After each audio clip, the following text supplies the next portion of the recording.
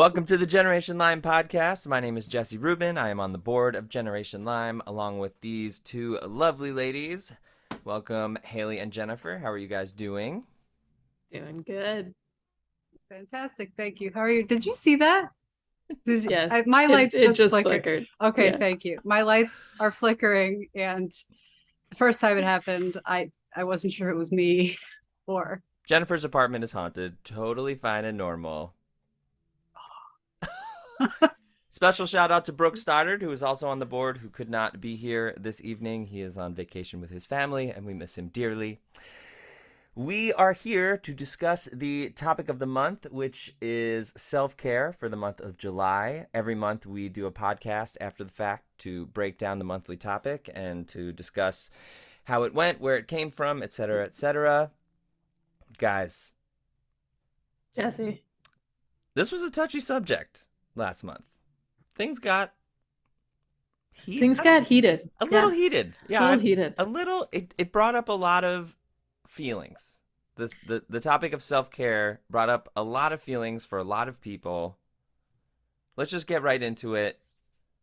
I mean, what's going on? Why do we think that happened? What's with, because we have lots of different topics and normally it's fine. This one in particular made people a little jumpy. Well, first of all,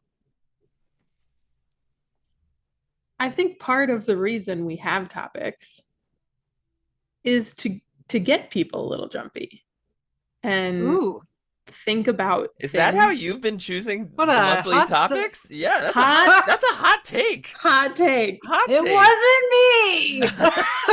Well, no, I think first of all, I thought it was more about promoting discussion and getting people to open up. 100%. But sometimes it's super helpful if you think about things that you block off, like self-care. For instance, when you're chronically ill, the first thought is that self-care goes out the window and it's all about staying alive. So for me, the topic of self-care, I am obsessed with this topic because it can be sensitive, but it challenges us to rethink what self-care actually means to us.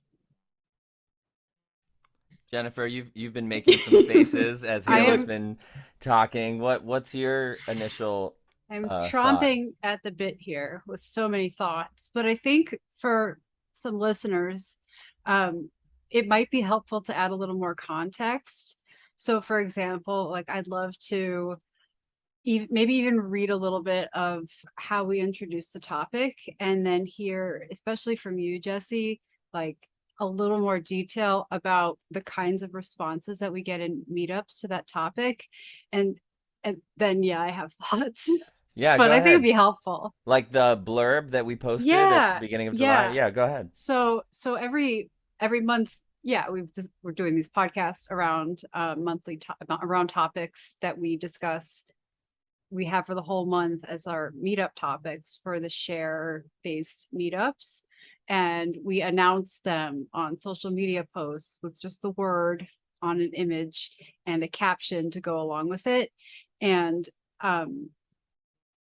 the idea is to generate discussion, yes, but also to leave it as broad as possible to enable people to discuss whatever they want to. Like this is what the four of us talk about all the time.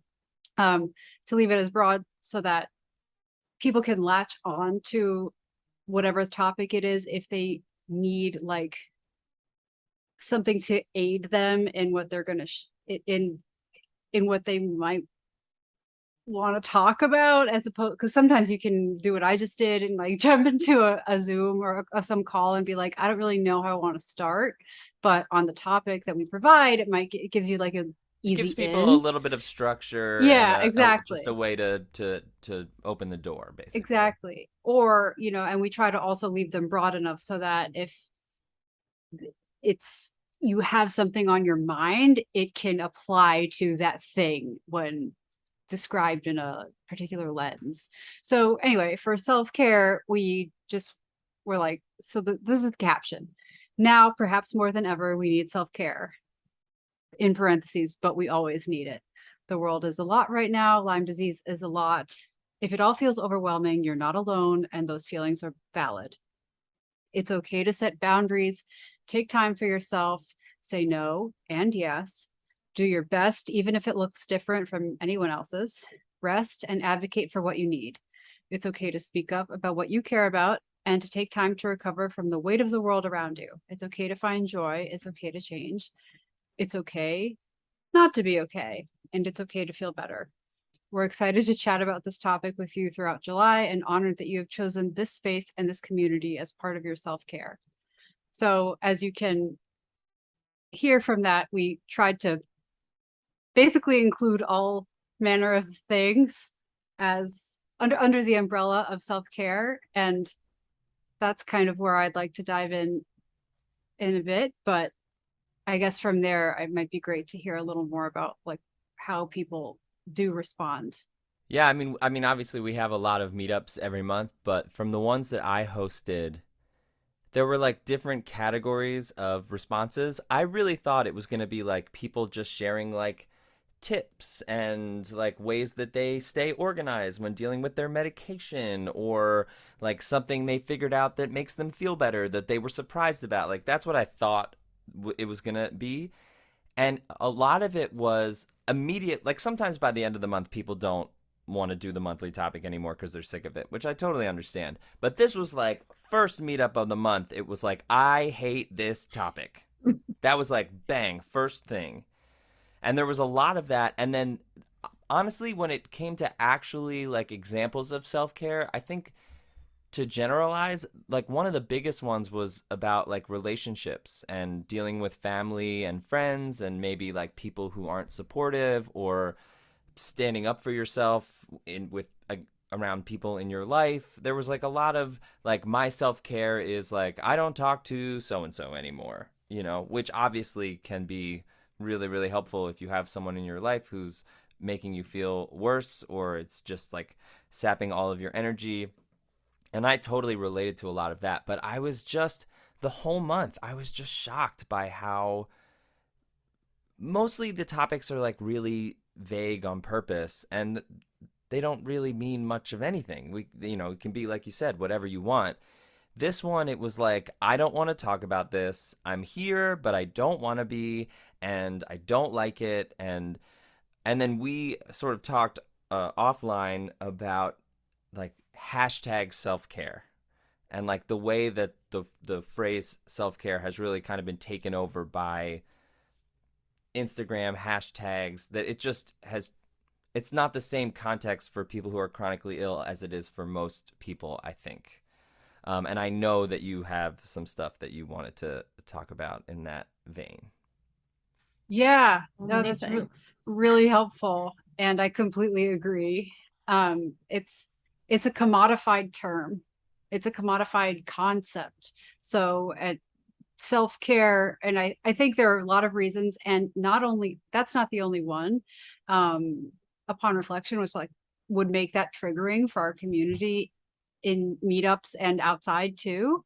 Because Haley, I think you made a great point as well. Like it's a triggering topic actually, because we're already doing so much, and but to address that exact thing might feel a little bit aggressive, I guess.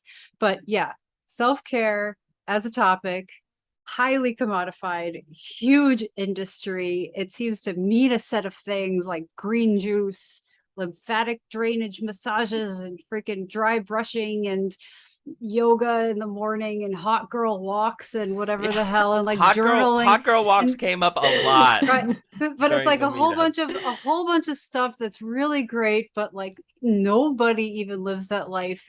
Maybe they do, maybe like the 0.0000001% of the 1%, because it takes so much money and access to even live that life. So it's I thought about this some more, and like, yes, we're definitely dealing with different definitions of the term, and to the point where it's I personally think it's unfortunate. And I think that like people with without acute or chronic illness or disability or any other financial or health concern, whatever, may have the luxury of thinking of self-care as being extraneous, like an add-on to everyday life. So they might be kind of commodifying this thing and trying to bring it into social media as like, hey, there's this extra thing that I want to bring to you as something that you should bring into your everyday. And it just means this whole other set of things than it does to people like us, like our community. So for us, self-care, like, it's a very broad term that we don't have to cede to this commodification, this commodified term. I would love for us to reclaim it or claim it as ours, because we deserve it as much as anybody else. Because like for people who don't fall into this, it's extra, even though I feel that it's necessary for my life kind of thing. Like self-care is anything for, like, to me, it's anything you need to do or want to do to take care of yourself. So it's simple as like, I woke up today, I took my meds, I decided to start or stop a treatment because it worked for me, I decided to have a conversation or not to, like any of these kinds of, yes, it's big for our community to start talking about interpersonal relationships and boundaries, but it's a very broad topic in that it does encompass physical activities or the lack thereof, like supplements and health and wellness and treatments. And did you want to say, where is that, like, oh yeah, No, so I'm just listening. Everything you're saying is amazing. like all that stuff. But for us, it's our self-care is what keeps us alive. It's not extra. It's not a luxury item that's extraneous that we're like, hey, it'd be great to add to your life, taking care of yourself. This is, I mean, especially for the Lyme community, because we spend so much time trying to get people to understand what we're going through, to recognize what we're going through is a thing, that we're going through something at all, that's not just in our heads. And so much of that is actually like could be defined as self-care, self-advocacy as self-care. But maybe people don't want to talk about that because it's like, I do this all the time. Yeah. But it's valid as a form of self-care. It's just not that, it's not that fun, feel good, extra, live your life in a gym or a spa where the air feels like it's been injected with drugs that make you feel good kind of thing. You know what I mean? And Yeah. it's not extra. It doesn't feel extra because it's not. And so it's not fun. There's like I think we're operating with this disconnect where the term doesn't mean the same thing, but there's no reason why we can't have self-care, and why we also can't be like, hey, I also did this thing that made me feel good, as opposed to just alive. We have a larger set of things that we're working with, I think, when we're talking about self-care altogether. Yeah, I because mean, we need to do a lot. one thing that came up a lot in the past month was like, I don't have time or energy for self-care. I'm more focused on survival. Mm-hmm. Like, people talked about survival a lot, actually, which was fascinating to me and totally makes sense. Somebody was talking about like, they were looking online and someone posted like, getting drinks with friends, hashtag self-care. And she's like, I can't drink. I can't leave the house. I don't have money to do fun things. Like, that's like, go away. It was just, yeah, it was just shocking to me. I just never thought that that's what would come up when we made that topic. My brain is exploding with thoughts right now. Go ahead, Haley. I know. Go ahead, Miss. We pick our topics just to get a rise out of people. Not just not true, by the way. Just to. Yeah, it's not. Don't listen to her. That's not at all true. But I mean, maybe it's just who I am. I like challenging my brain and seeing like things I need to work on to better myself, whatever it may be. So when I look at topics, that's kind of where my brain goes to. But no, when we're like at our board meetings, picking through the list that we've gotten, we're not like, which one will upset everyone the most? Definitely not. That's gonna make life harder. Yeah, which one will make life? Okay, so I have so many thoughts. First of all, I totally agree with what Jennifer's saying. I think through the years, especially with social media and things, self-care has become the term self-care has become a entirely different being almost than what it used to be. Like Jennifer was saying, you see like influencers going on a yacht and hashtag self-care and like taking vacations every other week. Like whether you're chronically ill or not, that's not realistic. And like even patients I see in the clinic who don't have a chronic illness and are just normal people, quote unquote normal, coming in just to feel better through acupuncture, they've said similar stuff of like, you know, I've been feeling anxious lately. Well, yeah, the world's on fire.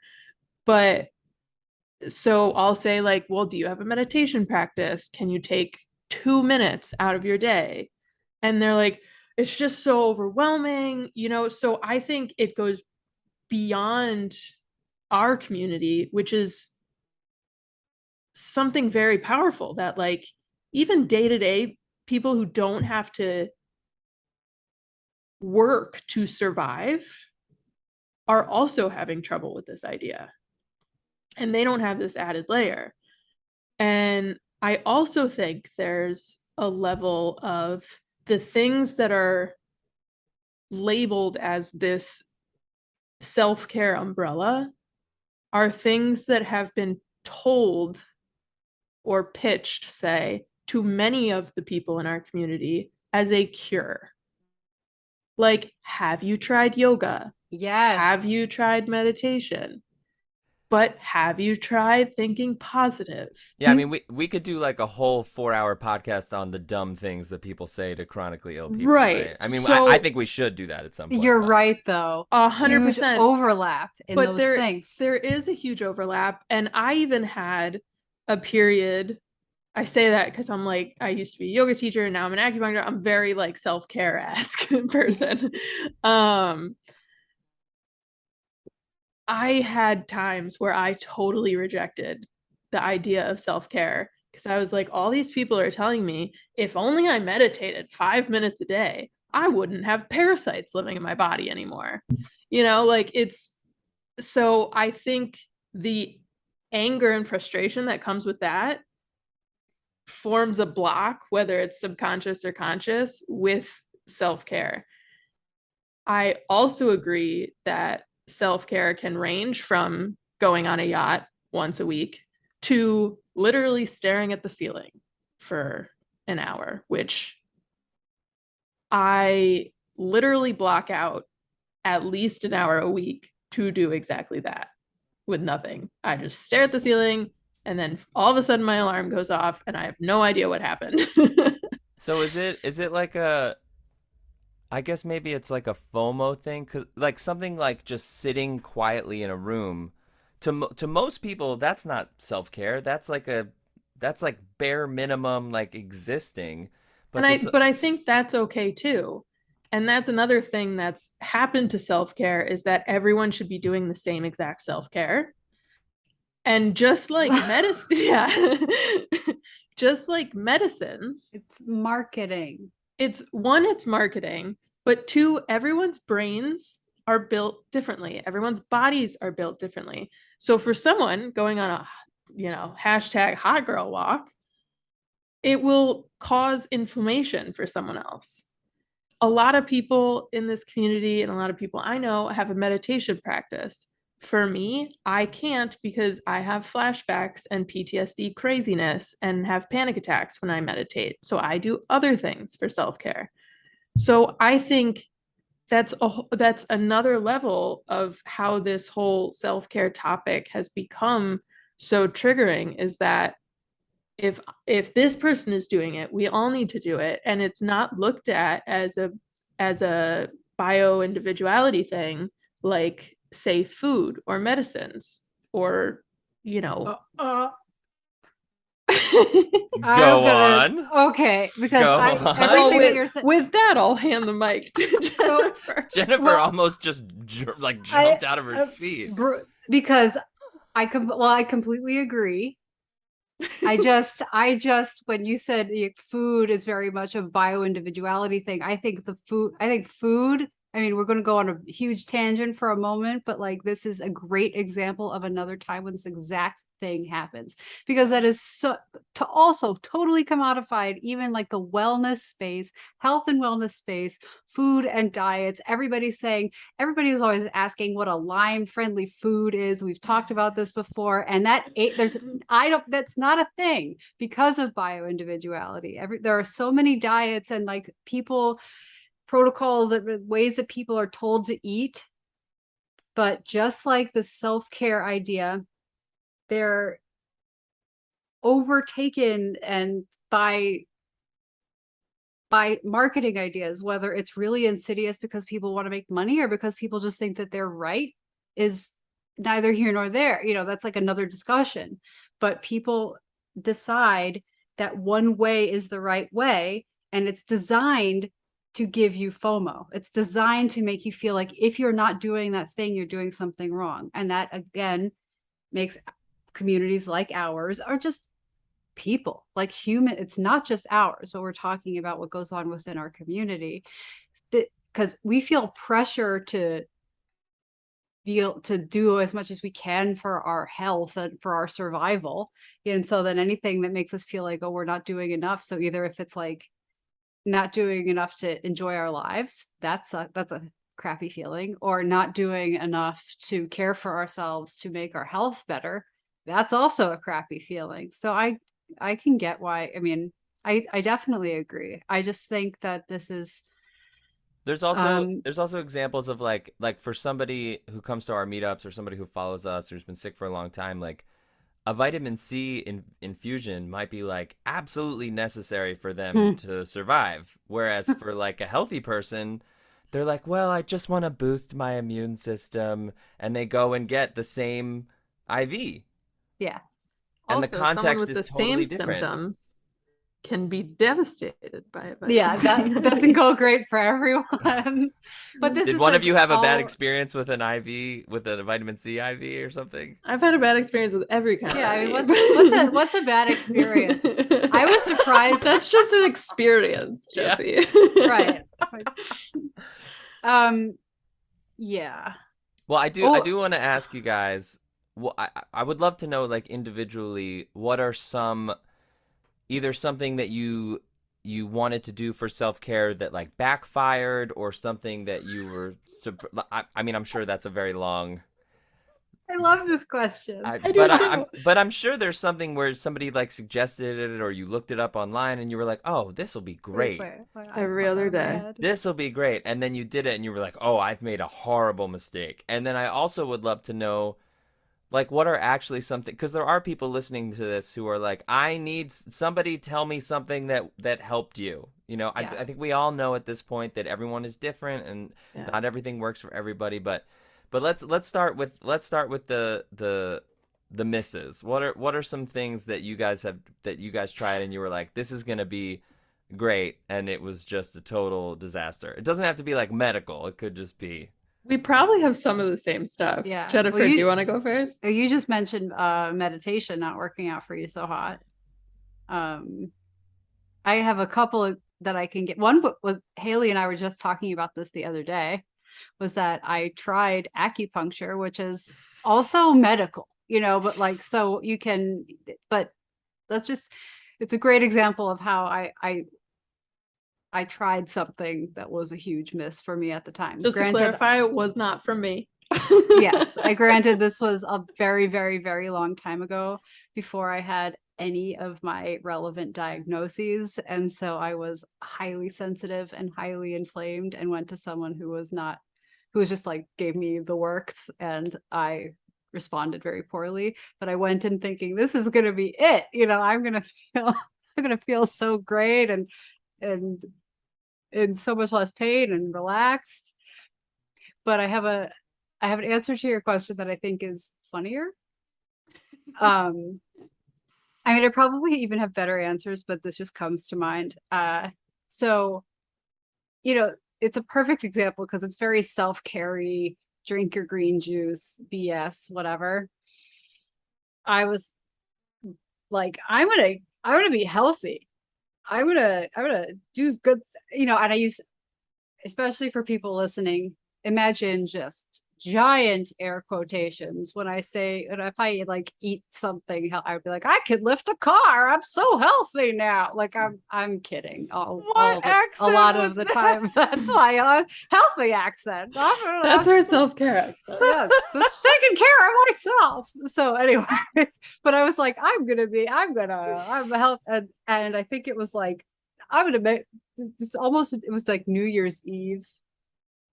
I did this twice, and the same thing happened twice, but it got worse. So, but I was like, I'm gonna get green juice. No, I'm gonna get wheatgrass. And then the second time it happened, I just had a shot of wheatgrass, and I was like, this is very healthy. This is what healthy people do. Turns out I had anaphylaxis. So I was like, I could have just had a freaking, like, in the juice place. I had it on went to the juice place, and I was walking home, and I was like, and my face blew up, and my whole, and my eyes were blowing up, and I like looking all wrong, and I was like, why would I'm never gonna try to be healthy again? And I found out subsequently that I'm allergic to that plant. But this was, a very self-carry thing that I was like, this is what people do. I'm going to do it. And it blew up Literally in my face. Literally blew up in your face. Yeah. Haley, do you have an anaphylaxis walking home on the way home story or similar? I don't have that. Oh, that's good. Thankfully, I've never had anaphylaxis. Hope to never have it or experience it. I'm like, in my head, what are those things we used to use to put like phone numbers on and stuff? Oh, the like a Rolodex? Yes. In my head right now, just picture a Rolodex just spinning so fast. I feel the same way. Like, what can we do? What can we say? Yeah, I'm like, okay, but it has to stop at some point, so I remember something. But I kind of want to build off something Jennifer said in the beginning, and that is that when she got acupuncture, she got the works. And that, not acupuncture, meaning like the full body intense acupuncture. Is that what the works means? Like too many stimulating points. Yeah. I like, sidebar, just so we're not totally bashing acupuncture. Not that we are, but like with people who are chronically ill, I find that you have to do less points and be very gentle in the approach, myself included. I've had some bad experiences myself. I'm excited to try it again. Yeah. I'm just gonna put one needle in you. But I'm talking about those two words, the works. I think when some practitioners do care and are trying their best, they want to help so bad that they overdo it. And we're so desperate to feel better that we're like, yes, please do whatever you want. So in my experience, this is like a minor example, but like deep tissue massage, I can't do anymore because it makes my inflammation crazy and gives me like the worst migraine I've ever had, to the point where I think if I should go to the hospital or not, which anyone in the Lyme community knows. If you're thinking you should go to the hospital, you know it's bad. Because we do not go to the hospital unless we have to. But I'm like so overwhelmed by the choices of possible things. So I will say one thing is that when I was actively in treatment, I was doing a similar to a green juice thing. We'll go with the similar story. It wasn't green juice, but it was the same idea of like it was juices from things, and it was supposed to be healthy and save my organs. Cut to a couple months down the road, I had my gallbladder removed. So there's because of the juices that you were drinking. The juices that were suggested to me, it didn't like, and also the interactions with medications, it didn't like, and then plus the Lyme, it was like a trifecta. And my gallbladder was like peace. I've also had many, like, having a past of yoga and being in deep in that community. There was, similar to social media, there was like a pressure to have a meditation practice, and it's like it's a thing that everyone does. If you're a yoga teacher, you have a meditation practice, which is also BS because not every yoga teacher does. But I was so determined to have a meditation practice that I kept thinking there was something wrong with me when I kept having flashbacks. And it got to the point where every time I would try and meditate, I would go into a seizure because of stress. And then finally one day I was like, F this. I don't need, like, I could just have a breathing practice and keep my eyes open and know that I am safe.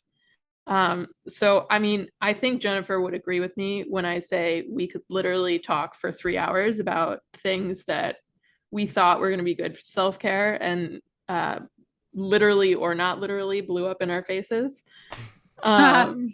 Yeah. But yeah, I'll stick with that for now. So what are some examples of, because I think everybody can come up with things that have really backfired, but are there things that you guys have been doing for a long time or just started doing recently that you're like shocked at how helpful it is, or you wish you had started sooner or something like that? And I will just say personally, for me, a big part of that was being around other Lyme people, and still is.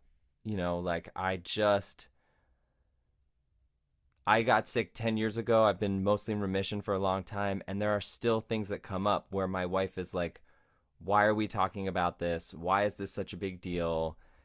All of these things. And she has her own stuff with health and illness and all these things.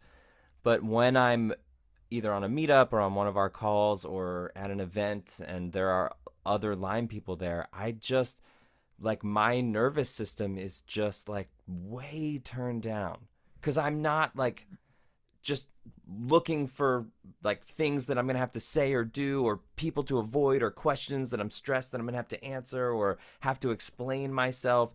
It's just so much easier. And I just think our meetups provide that for a lot of people. But for me, like, it's a big part of the reason why I wanted to be in Generation Lyme in the first place, was because community is such a big part of my self-care in and out of the Lyme world, I think. Heck yeah. But what are some things you guys, like, somebody listening, because lots of people have different things going on, and I'm sure they want suggestions, and I feel like you guys probably have a lot of suggestions. Yes. Jennifer? Or shall I go? Yeah, we might have to alternate, but Okay. I want to say one thing before I give up the floor, because it's right off the heels of something you said, Haley, which is where you were like, F that. And it was something I was thinking about before the podcast. that a huge part of my self-care has been the development of that for myself. like being able to say F that. Or like Like boundaries. Yes, I genuinely think that, I mean, that can even be a part of, and I don't mean like, you're not going around cursing at everybody all the time, but like setting up boundaries, and that's really for yourself. I mean, and within yourself, other people don't need to know, but working really hard to determine what's important to you. And okay, for me, working really hard to determine what's been important for me and listening to cues that my body is sending me, to learn what's coming from me and not an idea that is imposed on me, or an expectation I'm trying to live out of others. And there was a period when I first started changing like this and developing boundaries, when I still didn't really understand what the term meant, but I did start out loud say, I don't care about that. This doesn't matter to me. And it was very rude. It was very rude and very offensive. And I didn't mean to be rude. I was also having a lot of like neurological stuff going on. So I wasn't really regulating my rudeness well. And that hadn't really been an issue for me before. And suddenly I became pretty like, just say whatever's on my mind. I'm sure you weren't coming across as rude. I mean, maybe it wasn't, but I was like, it was a huge shift, but it definitely started me on a path, and it's evened out a lot now, where it was like a series of steps to learn, what do I care about, and what do I need to do, and what do I want to do. And that was actually, that covered everything from a medical path to interpersonal relationships to how I was spending my time and energy, so that I could not be so exhausted all the time, or at the end of that, really just reshaped a lot of things. And so yeah, boundaries. It actually started with the sensation of like, screw that. Yeah. That's not, no. It's amazing that it started with the sensation. Well, because mine was total opposite of that. I will think anything through. And I realized, as we've discussed in other podcasts, I was feeling nothing. So I had to just make myself listen to my screaming body. Yeah, your body's like, hello. But yeah. we talk about it all the time, and it comes up on meetups all the time. Like, people confuse taking care of themselves with being mean or rude or making other people's needs more important than theirs. I remember there was like a big discussion once where somebody wanted to go to a wedding, but they were like embarrassed they were going to have to use some type of mobility aid in front of their family and friends, and should I go to the wedding or not go to the wedding? And it's amazing how even people who are so sick and suffering so much still are thinking about taking care of everybody else first and not wanting them to be uncomfortable. Yeah. So everything you're saying is amazing, because it's a big deal to change your mindset to, I don't really care what other people think about this. It's my life and I want to do this thing. And it's very freeing, actually. It's not even, it feels very selfish when you're used to taking on everybody else's stuff. But it's not, and in reality. It's not selfish at all. Yeah. And it also the people in your life who are used to you taking on everybody else's stuff and their stuff might approach it like you're being selfish because it's a change, but it isn't selfish. It's actually, it's very healthy, and you're actually able to work with other people and live a life, like, and I mean deal with other people, not like career work, but like interact by being a whole person. And what I don't mean, I don't care how that by developing this, I don't mean like developing a lack of empathy for other people or a lack of compassion. It's not, I don't care about you, or I don't care what you think or how you feel. It's your feelings and your thoughts are yours, and my feelings and my thoughts are mine. And it's like, I don't care about this subject, or I don't care about this activity. Like, this isn't a me thing. And especially as a person with limited energy, I am going to not spend my limited energy on this, even if somebody else really wishes that I would. Oh, I love I just this want to high stuff. five you so bad right now. But I think it made a huge difference in my life. And it sounds like it's just an emotional, psychological change, but it's all related and it's all physiological.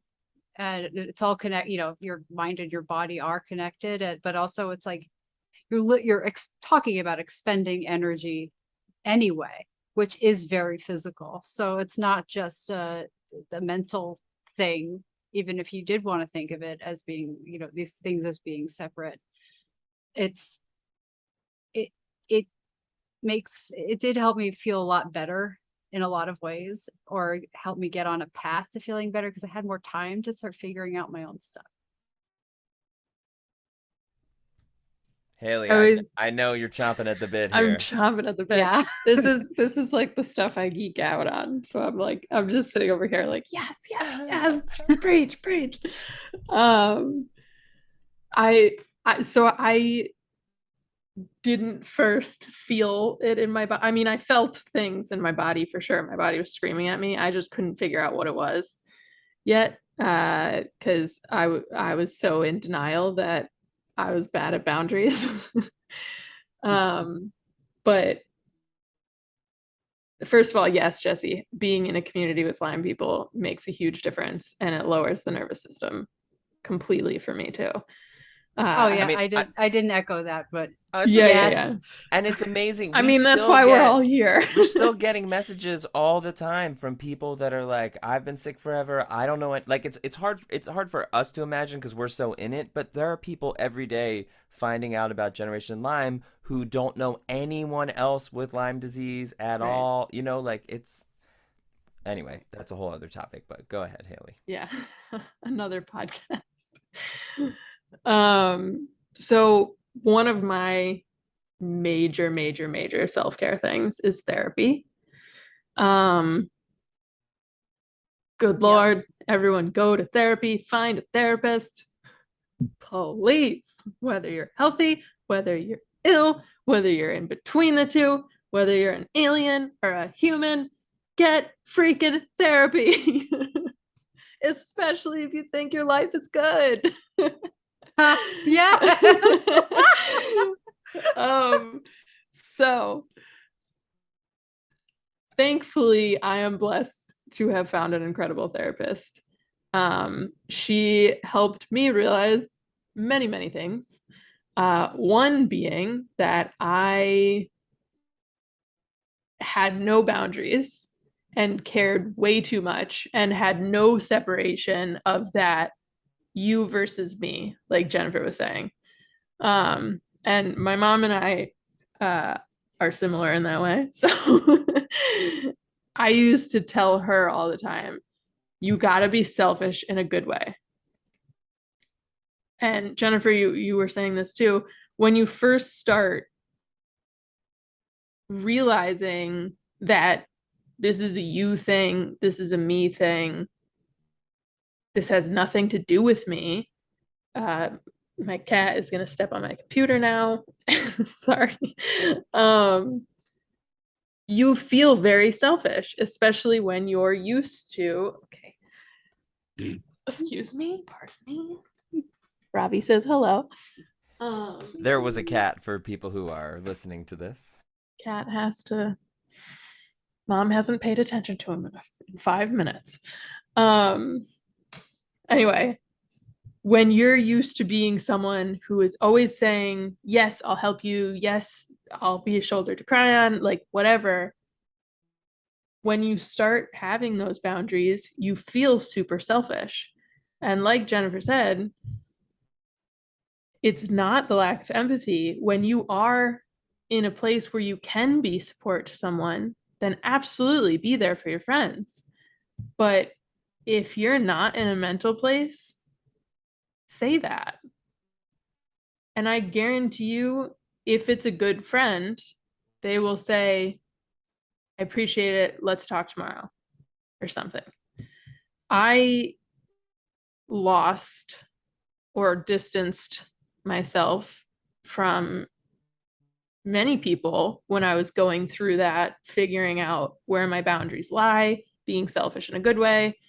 And I realized those relationships with these people were very one-sided and just sucked energy from me. So again, to agree with Jennifer, it is a brain thing, it is a mental thing, but it also zaps your energy. And anyone who's in our community knows how necessary and important any little bit of energy is. So if you're constantly giving everything you have to the people around you, one, truthfully, you're not helping anyone. And secondly, you're hurting yourself in many ways. So by putting up those boundaries, and to go back to like the first thing we were saying in this podcast, typically boundaries and the stuff we're talking about now would not be viewed as self-care in our society.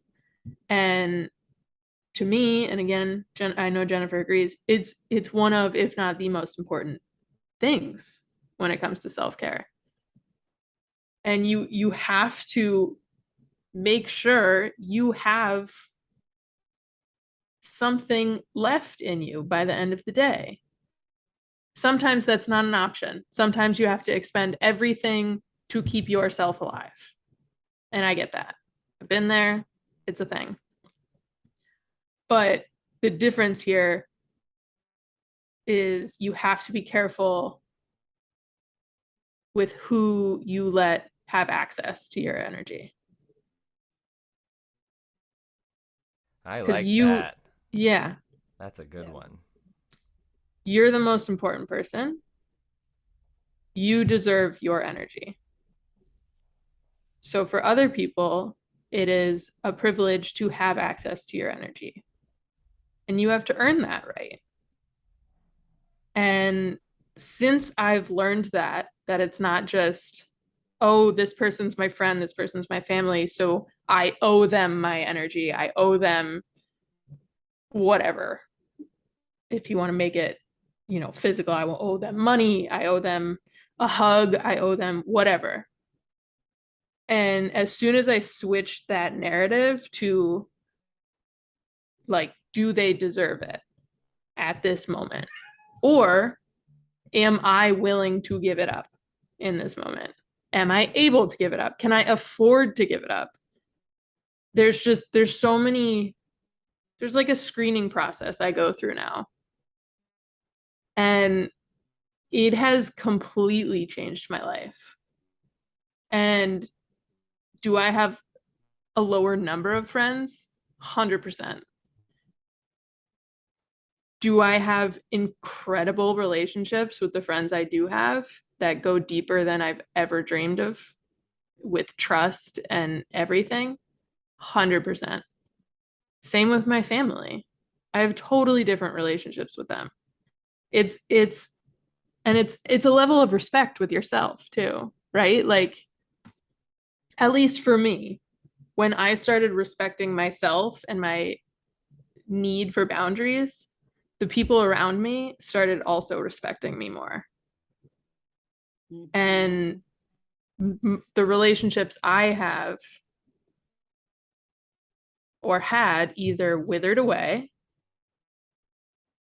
and the ones that stuck are like these people are my family, whether we share the same DNA or not. And I think when you're in a community like the Lyme community, you always feel like a burden. You feel like you owe people because you're taking away so much. And it's just simply not true. Yeah. Love that. That's All right, my speech. we're gonna have to wrap it up, but Jennifer, I'm just gonna throw it to you one last time for I final gotta, thoughts. I gotta say something. Yeah, of course. Like, I was gonna talk. We will finish when we're finished.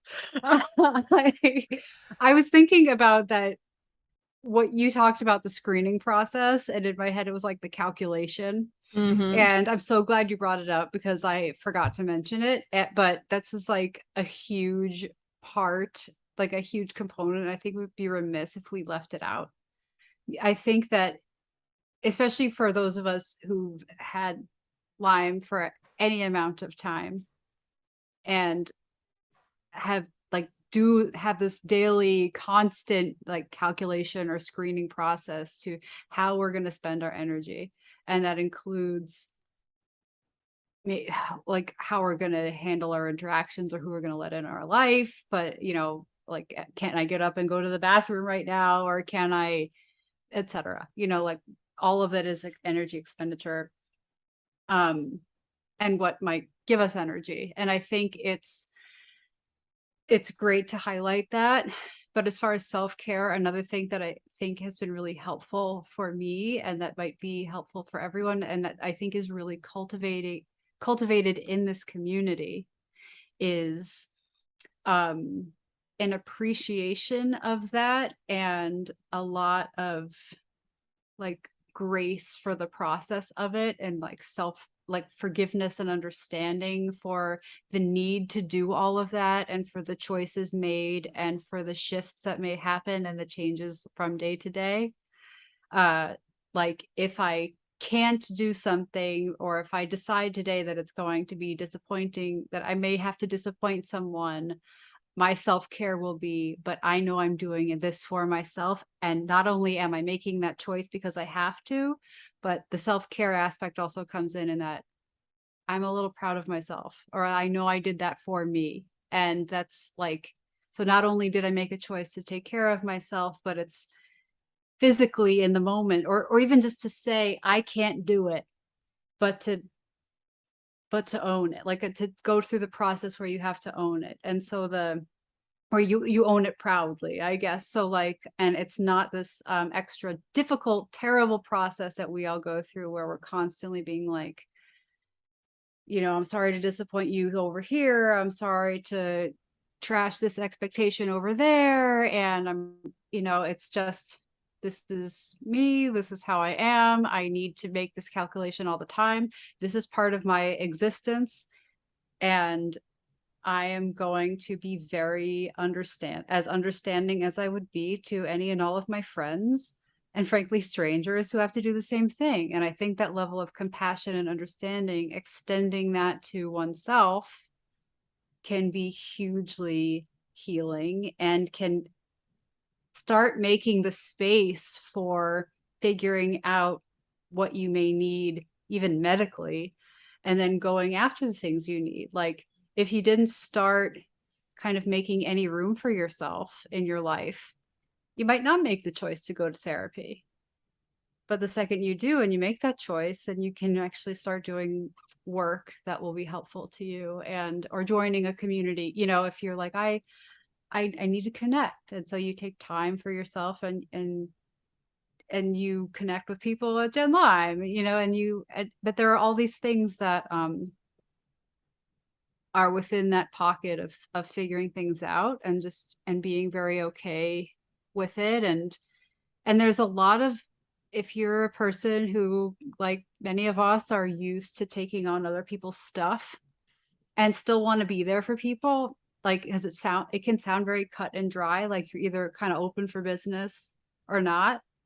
I would come back and say that there's a lot in between. And I think that a lot of the work, at least on my end, has been like figuring out all the gray areas too. So if I am going to wear myself out, and I'm going to choose to do that, it's like, I do it because I want to.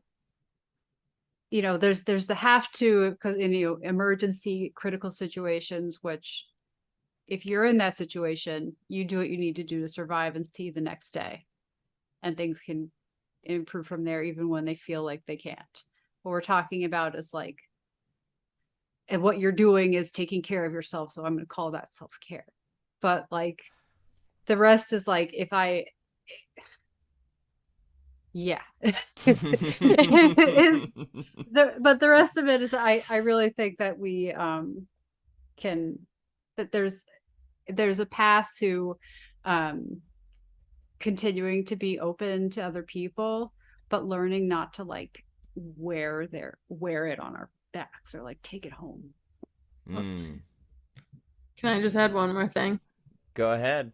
Really quick, because we're talking about things that you have to really work on. Yeah. One thing that is very easy to do that has helped me trifold many times over is the breathing exercises. So literally, you have to breathe to survive. Everyone is breathing, whether you're bedridden or you're running marathons. So, I mean, you can Google or YouTube breathing exercises. I usually do like one nostril breathing, it's called, or you could count like 4 on the inhale and then hold your breath for 4 and then exhale for 6, or there's a zillion different breathing techniques, and it has helped my nervous system and fight or flight response so well. Also, legs up the wall while you're doing it just is lovely. This is going to sound really stupid, but there was a time when, to make myself feel better about things, because like everything was in the bad place for me, I started like, if I accomplished anything at all, like if I got up and went over there, or if I picked something up, I'd be like, I'm a genius. 100%. 100%. Like I did it. I'm a genius. I'm a we genius. did it, you guys. Like it's just me in the room, but I would say stuff like that, and Or literally just watching your feet walk and being like, holy shit, I can walk. I think That's congratulating yourself on this stuff can Mhm. be very good. So it was helpful to me. Give yourself a pat on your back. I also thought it was funny, and so I'd like not only feel good because I'd be like, but I'd laugh at myself. So I've accomplished, You're so good pure, things. and I was not as pure. I like drew a spirochete and would like stab it with a kitchen knife. Well, And on That was my that self-care. and on that note, we're gonna wrap it up. It's so funny. We always are like, what are we gonna talk about? And then it goes so fast. But I just want to say, if you're still listening, thank you so much for being here. If you have any questions or you want information about our meetups or anything else that we do, you can check out our website at genlyme.org. It has all of our information, our schedule. If you want to host or volunteer with us, there's information on that, as well as Gen Lyme Day, which is our holiday we made up because we are awesome like that, which is September 24th. Other than that, thank you so much for listening. Haley and Jennifer, you guys are awesome. I just love listening to you guys talk and hanging out with you in general, but every time we do one of these, I'm just blown away. So thank you for everything that you shared with me and also the listeners. And Thank you, our podcast superhero. dun, dun, yes. dun. Great. Please With your rate- magenta lighting. Please rate and review us 5 stars on Apple Podcasts or anywhere where you get your podcasts, and we will be back next month with another monthly topic wrap up. So thank you for listening, and yeah, we'll talk to you again soon. Thanks, guys. Thank you. You're a genius.